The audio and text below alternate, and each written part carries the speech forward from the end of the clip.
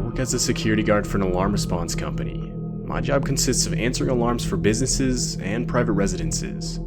Though 99% of the time, when I answer an alarm, it's something like a motion detector set off by a cat, or a restaurant that forgot to disarm their alarm before stock trucks arrived to unload. This night, I was alerted and called out to a house where a backdoor alarm was set off, like as in the alarm had detected someone opened it. The owner of the house was out of town, but she was alerted by her app and had her mother meet me there. So, of course, when I got there, I was greeted to this old woman who claimed to be the house owner's mother. I didn't think it was that weird, as this has happened a few times in the past. We then checked the door to the property that was reported to have been opened, but it was closed and locked. We figured maybe someone had tried to open the door, but it didn't budge, and that somehow set off the alarm claiming the door had been opened. We were both honestly satisfied with just leaving it at that, but that's when I noticed a bedroom light was turned on inside the house. I could have sworn that wasn't on when we first arrived. The mother, who at this point was on the phone with her daughter, explained how one of the bedroom lights was on. The daughter claimed that she wasn't sure if she left the light on or not. Now don't get me wrong, being in this field, I'm aware that leaving a light on while you're out of town is a really good idea to make people think someone's home, but in this case she genuinely couldn't remember. If I'm being honest, this really disturbed me, as like I said before, I was almost positive that light wasn't on when I showed up. The mother wanted to check inside, though she didn't have a spare key. The daughter on the phone said the next door neighbor did, but quickly followed it up saying it was late and they were most likely asleep and we probably shouldn't disturb them. So, seeing that there was nothing we could really do, I filled out my papers and went back to my normal patrol. But around an hour later, I got an alert for the same home. I opened it, and the alert was notifying me that the same door had been detected as being opened. Now, I'm the only one in my city zone, so again I had to answer it. When I pull up, I instantly noticed multiple police officers were already there and talking to both the mother and the now awake neighbor. They were reviewing video footage sent to them by the daughter. One of the officers filled me in and showed me the footage, but what I saw was absolutely horrifying. 6 armed men wearing masks and hoodies were clearly shown coming out of the bathroom a minute after the mother and I left. They would then proceed to rob the place, taking anything of even slight value. And they were the ones who turned on the bedroom light. The mother told me that her daughter claimed to have experienced multiple occurrences where she would see masked men walking around in the front and backyard of her property. I never figured out how, but somehow these men were able to figure out when this girl would be out of town. I can't lie, they appeared to be pretty smart about it, obviously wanting a quiet robbery without conflict. But the videos clearly showed that these men had brought guns, so they were obviously prepared to shoot their way out of trouble if need be. This makes me almost certain that if the mother had a key, or if we had woken up the neighbor for a key, we would have most likely been shot dead by these guys when we went inside. And it's not like my work gives me a bulletproof vest or anything. I mean, quite honestly, in all my time of working this job, I never really thought I'd run into a serious situation like this. If I ever have to respond to another house call, and have any reason to suspect someone is there, I am not going inside, no matter what. I honestly couldn't care less about losing this job, especially now that my eyes have been opened to how dangerous it actually can be. Every single day, I count myself fortunate that we were kept from foolishly walking into that house that night.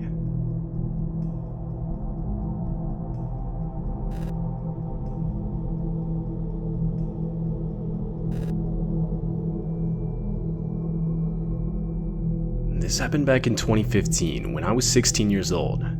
It was summer, and a weekend in which both my parents went to visit some relatives out of town. I was an only child, and therefore was the only one left in the house for the weekend. My grandma did visit me every single day to make me lunch, but of course she didn't stay during the nights. Being 16, it was actually pretty nice. I would watch movies, play my PlayStation, watch YouTube, etc.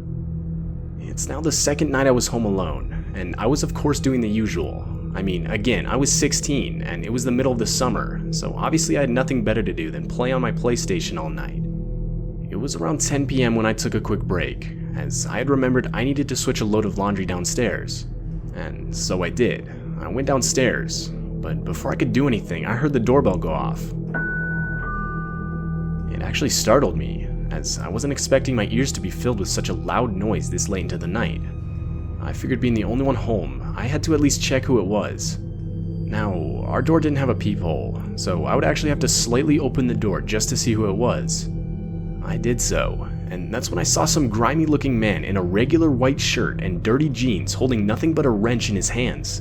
Before I could even say a word, the man explained how a power outage had taken place in the area, and that he needed to come inside to fix it. He said he was with a local electrical company, but never even gave the company's name. Like, seriously, the guy just said a local electrical company, word for word. Even being 16, I realized this was weird. I mean, there wasn't even an actual power outage, or at least not at my house. And even if there was, why would some random dude have to show up to fix it, with literally just a wrench? I just gave the guy an awkward no thanks in response, and closed the door. But before walking away, I waited for a second. I realized I didn't hear the guy's footsteps walking away after I closed the door. Though, finally, after a good 3 minutes, I could finally hear him leave. I decided it was whatever, and that I should just forget about it.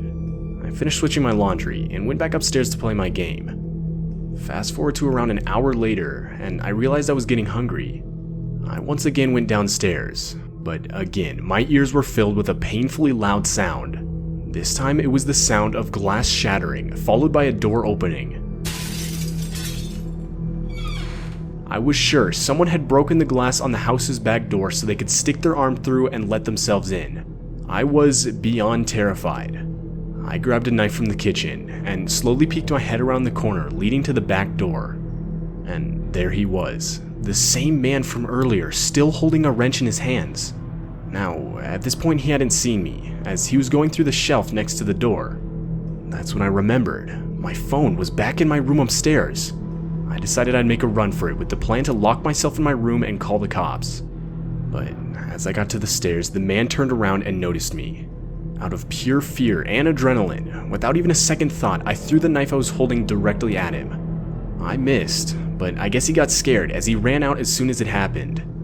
I would take that moment to finish running upstairs and call the cops. They would actually come pretty quickly, but seeing as the man was already gone, there wasn't too much they could do but get a description of the guy. To this day, it's still absolutely horrifying to me that in my own neighborhood, someone would try to impersonate an electrical technician just to get inside my house and do who knows what. I'm just glad I was smart enough to realize the danger of the situation. As far as I know, that man has never been caught to this day.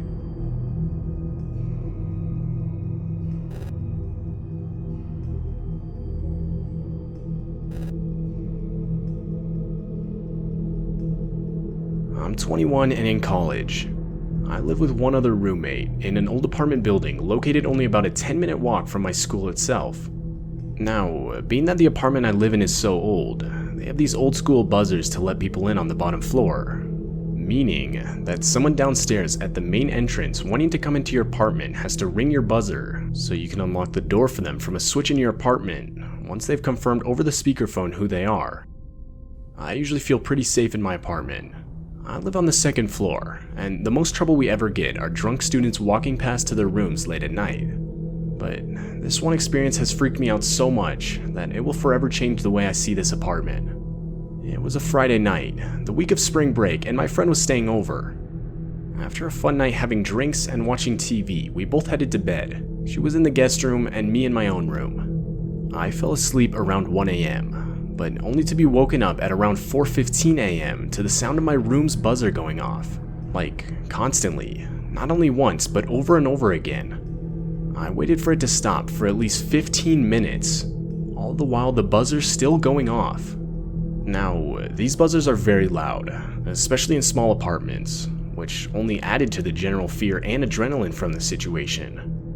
Finally having enough, and leaving my bed, I headed over to my door to pick up the buzzer phone and see who was doing this. I thought it possibly could have been my roommate trying to get in after a night out. Hello? Who's there? As my now awake friend joined me to see what was going on, all I heard from the other line was quick heavy breathing, and the entrance to the apartment building door being banged on repeatedly by this person.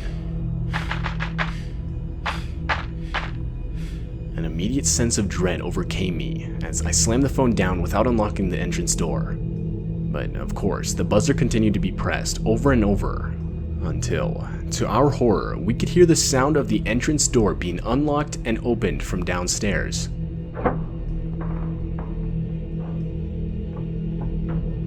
To this day, I have no idea who in my apartment building would think it was a good idea to let this dude in. The next thing I heard in the building was a loud, deeply aggressive voice screaming as it was running through the hallways.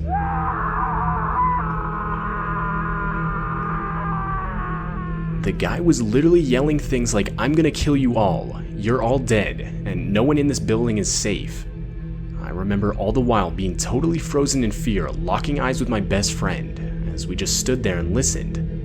I would periodically look out my door's peephole and catch a glimpse of this disturbed-looking man. Throughout a good chunk of the rest of the night, the man continued saying these threats as he stomped around banging on both the walls and doors of the rooms. I genuinely thought this man was planning to kill someone. I also felt super targeted, as this guy kept ringing my buzzer and seemingly banged on my room's door more than the others. My friend and I would of course call the police, as I'm sure many other residents in the building had. Though, for whatever reason, they didn't arrive for around an hour, which caused all of us to have to endure this man and his disturbing threats for what felt like an eternity. But luckily, they managed to catch the guy, who actually turned out to be an escapee from a local mental asylum in possession of a knife. The whole experience was insanely disturbing, as I truly believe the guy would have made true to his threats had someone exited the room. I unfortunately haven't found the funds to be able to find a new place to move, so I just hope something like this doesn't happen again while I'm here.